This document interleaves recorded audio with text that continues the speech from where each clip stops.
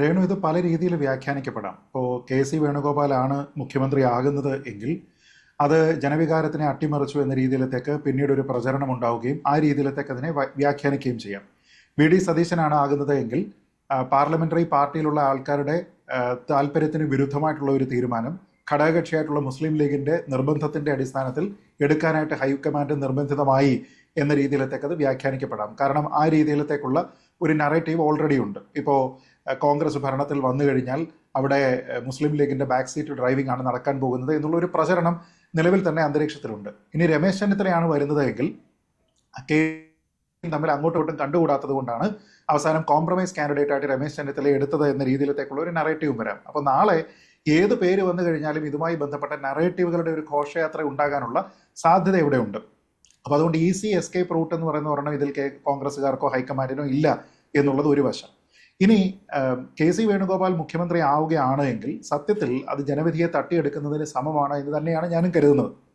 ഞാൻ അങ്ങനെ കരുതുന്നതിന് രണ്ട് കാരണങ്ങളുണ്ട്. ആദ്യമേ തന്നെ പറയട്ടെ, ഇവിടെ ശ്രീ വേണുഗോപാലാണെന്ന് തോന്നുന്നു പറഞ്ഞത്, ശരിയായിട്ടുള്ള തീരുമാനമെന്ന് പറയുന്നത് കോൺഗ്രസിന്റെ പാർലമെന്ററി പാർട്ടിയിലുള്ള ആൾക്കാർ നിയുക്ത MLA മാർ അവരുടെ നേതാവിനെ തെരഞ്ഞെടുക്കുന്നു എന്നുള്ളതാണ്. അപ്പോൾ അവർ തിരഞ്ഞെടുത്തിരിക്കുന്നത് കെ.സി. വേണുഗോപാലിനെ ആണ് എങ്കിൽ അതിന് വിരുദ്ധമായിട്ടുള്ള മറ്റേതൊരു തീരുമാനം എടുത്തു കഴിഞ്ഞാലും അത് ആ വികാരത്തിനെ അട്ടിമറിക്കലാണ് എന്ന്.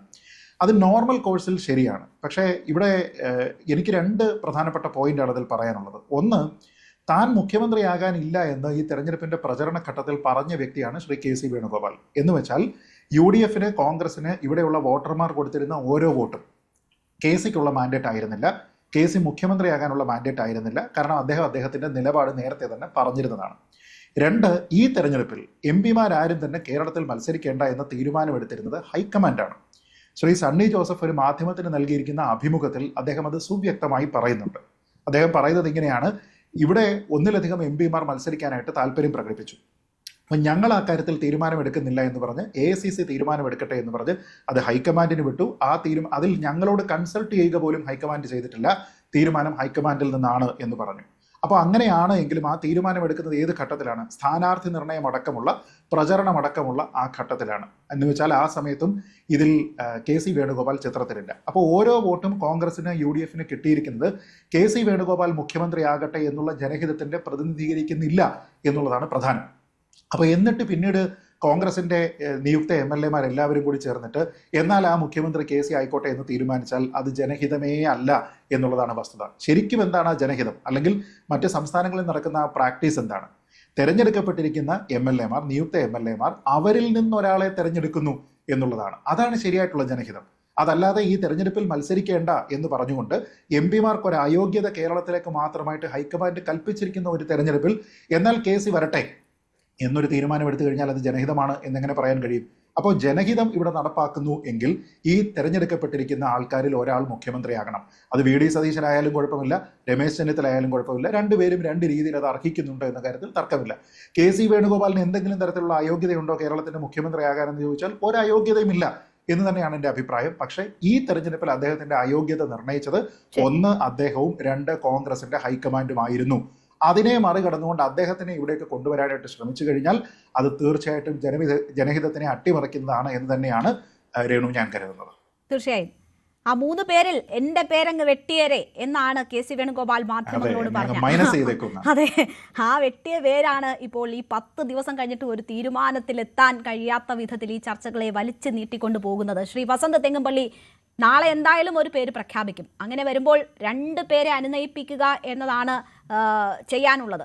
അങ്ങനെ 2 പേരെയും വിശ്വാസത്തിലെടുത്ത് ഈ ഒന്നാമനായി തെരഞ്ഞെടുക്കുന്ന ആളെ മുൻനിർത്തി ഭരണം ഉറപ്പിക്കുമ്പോൾ അല്ലെങ്കിൽ ഭരിക്കാൻ തീരുമാനിക്കുമ്പോൾ മറ്റ് 2 പേരെയും അനുനയിപ്പിക്കാനുള്ള ഒരു സമവാക്യം കൂടി രൂപപ്പെടുമെന്നാണോ താങ്കൾ പ്രതീക്ഷിക്കുന്നത്?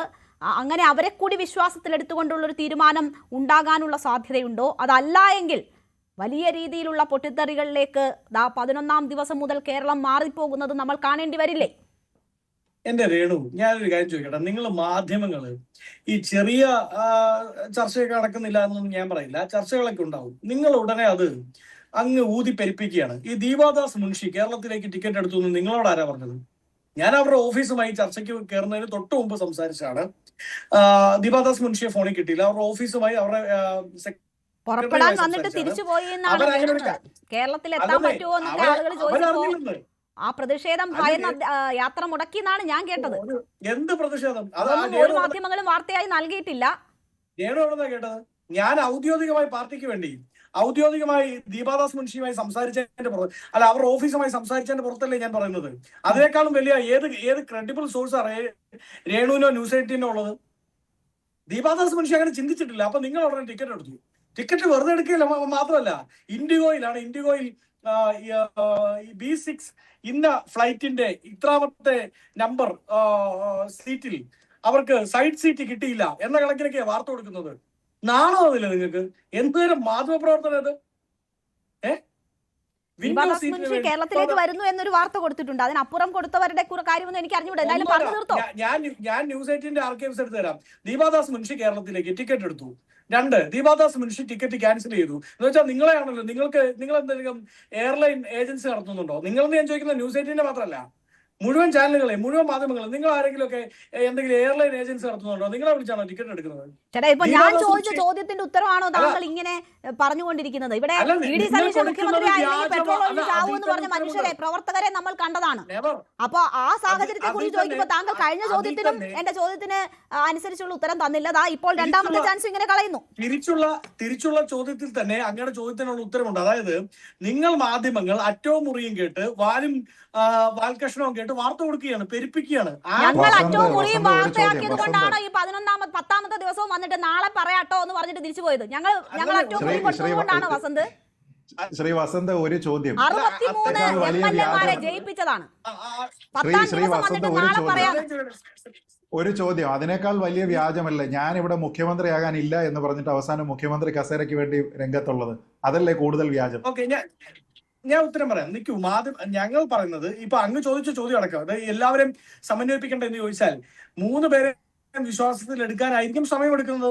3 പേരുടെയും അഭിപ്രായങ്ങൾ കേൾക്കാൻ, അവരോട് താല്പര്യമുള്ളവരെ പരിഗണിക്കാൻ ഒക്കെ ആയിരിക്കും സമയമെടുക്കുന്നത്. ആ സമയമെടുത്ത് കോൺഗ്രസ് പാർട്ടി ഒരു തീരുമാനത്തിലേക്ക് എത്തും. 2, നിങ്ങളുടെ മുതിർന്ന നേതാക്കളെയാണ് റോഡിൽ തടഞ്ഞു നിർത്തി എന്തുകൊണ്ട് അങ്ങനെ വീടിക്ക് വേണ്ടി കൈപൊക്കിയില്ല എന്ന് ബെന്നി ബെഹനാൻ അതിന് മുന്നിൽ മറുപടി ഇല്ലാതെ നിന്ന് പരുങ്ങുന്നത് കണ്ടു. അവിടെ നിന്ന് രക്ഷപ്പെടാൻ വേണ്ടി അവസാനം ഒരു മറുപടി പറയുന്നുണ്ട്. വി.പി. സജീന്ദ്രനെ തടഞ്ഞു നിർത്തി പറഞ്ഞു. അങ്ങനെ എത്ര നേതാക്കളെ തടഞ്ഞു നിർത്തിയാണ് ആളുകൾ ചോദ്യം ചെയ്യുന്നത്. KM അഭിജിത്തിനെ തടഞ്ഞു നിർത്തി ചോദ്യം ചെയ്തു. എന്തിനാണ് KC-ക്ക് വേണ്ടി കൈപൊക്കിയതെന്ന് ചോദിച്ചിട്ട്. പുറത്തിറങ്ങാൻ പറ്റുന്നില്ല എന്ന് പറഞ്ഞ ലീഗ് MLA-മാർ ഇതൊന്നും കാണുന്നില്ല. ദീപാദാസ് മുൻഷിയുടെ ടിക്കറ്റ്, അതാണ് വസന്തിന് പ്രശ്നം. ഞങ്ങളുടെ നേതാക്കൾ തെരുവിലിറങ്ങി ജനങ്ങളുടെ ഇടയിൽ നടക്കുന്നവരൊക്കെയാണ്. അതുകൊണ്ട് ചിലപ്പോൾ അവരോട് അഭിപ്രായങ്ങൾ ജനങ്ങൾക്ക് പറയാൻ പറ്റുന്നൊക്കെ പറ്റും. അവർക്ക് എതിരഭിപ്രായം ഉണ്ടെങ്കിൽ ഞങ്ങളുടെ നേതാക്കളുടെ മുഖത്ത് നോക്കി പറയാൻ പറ്റും. അവരെ ചിലപ്പോൾ തടഞ്ഞു നിർത്തുന്ന സ്നേഹ വാത്സല്യത്താൽ തടഞ്ഞു നിർത്താനൊക്കെയുള്ള സ്പേസ് ഉണ്ട്. അല്ലാതെ പിണറായി വിജയനെ പോലെ അല്ല. ഏത് നാല് ചുറ്റും തോക്കും ബ്ലാക്ക് ക്യാറ്റ് സുരക്ഷയിലൊന്നല്ല ഞങ്ങളുടെ നേതാക്കൾ നടക്കുന്നത്. അവര് റോട്ടി ഇറങ്ങി നടക്കുന്നവരാ. റോട്ടി ഇറങ്ങി നടക്കുമ്പോൾ ചിലപ്പോൾ അവര് ആക്സസബിൾ ആയിരിക്കും ജനത്തിന്. നാളെ രേണുവിന് കോൺഗ്രസിലെ ഏത് നേതാവിനെ ആക്സസബിൾ അല്ലാത്തത് പിണറായി എങ്ങനെ കിട്ടുമോ? പാർട്ടി സെക്രട്ടറി എങ്ങനെ കിട്ടുമോ? ഇല്ലല്ലോ. അപ്പൊ അത് വ്യത്യസ്ത അഭിപ്രായങ്ങൾ ഉണ്ടാവുന്നതിൽ എന്താ തെറ്റ്? പട്ടം താണുള്ള തൊട്ട് ഇങ്ങോട്ട് പ്രഖ്യാപിച്ചിരിക്കുന്ന കോൺഗ്രസ് മുഖ്യമന്ത്രിമാരിൽ ആരും ഒന്നാമത്തെ ദിവസം ഇന്ന ആളാണ് കോൺഗ്രസിന്റെ മുഖ്യമന്ത്രി കാൻഡിഡേറ്റ് എന്ന് പറഞ്ഞുകൊണ്ട് ഇലക്ഷന് ഈ സംസ്ഥാനത്തൊന്നല്ല ഈ രാജ്യത്ത് കോൺഗ്രസ് നേരിട്ടിട്ടില്ല. അതുകൊണ്ട് തന്നെ ഈ തെരഞ്ഞെടുപ്പിലും കോൺഗ്രസിന് ഒരു മുഖ്യമന്ത്രി കാൻഡിഡേറ്റ് ഇല്ല എന്ന് എല്ലാ നേതാക്കളും പറഞ്ഞു. അത് വി.ഡി. സതീശനും പറഞ്ഞു, KC വേണുഗോപാലും പറഞ്ഞു, രമേശ് ചെന്നിത്തലയും പറഞ്ഞു. അങ്ങനെ മുഖ്യമന്ത്രി കാൻഡിഡേറ്റ് ഇല്ലാതെ വരുമ്പോൾ സ്വാഭാവികമായും ഉയർന്നു വരുന്ന പേരുകൾ ചർച്ച ചെയ്യണം. 23-ാം തീയതി വരെ നിയമപരമായി ഡേറ്റ് ഉണ്ട്. അപ്പൊ നിങ്ങൾ പറഞ്ഞ പോലെ സമയം കഴിഞ്ഞു പോയി എന്നൊന്നുമില്ല. ഞാൻ അങ്ങനെ പറഞ്ഞിട്ടില്ല. ജനങ്ങളെ വെല്ലുവിളിക്കുന്നതിന് തുല്യമാണ്. ഞങ്ങൾക്ക് 23-ാം തീയതി വരെ സമയമുണ്ട്, ഞങ്ങൾക്ക് സൗകര്യമുള്ളപ്പോൾ ഞങ്ങൾ പറയുന്ന രീതിയിലുള്ള മറുപടി ജനങ്ങളെ വെല്ലുവിളിക്കുന്ന തുല്യമാണ്. കോൺഗ്രസിനെ വിശ്വസിച്ച് വോട്ട് ചെയ്ത പ്രവർത്തകരോടുള്ള വെല്ലുവിളിയും കൂടിയാണ്. ഞാൻ താങ്കളുടെ നമ്മുടെ സമയം തീരെ അവസാനിക്കുന്നതുകൊണ്ടാണ് ശ്രീ T.K. രാജഗോപാൽ, ഈ അറം പറ്റുക എന്നൊക്കെ ഉണ്ടല്ലോ, അതുപോലെ KC-യുടെ വാക്ക് അറം പറ്റുമോ? 3-1 എന്റെ പേരങ്ങ് വെട്ടിയേക്കൂ എന്ന് പറഞ്ഞത്. കൂടുതൽ വാർത്തകൾക്ക് news 18 Keralam YouTube channel subscribe ചെയ്യുക.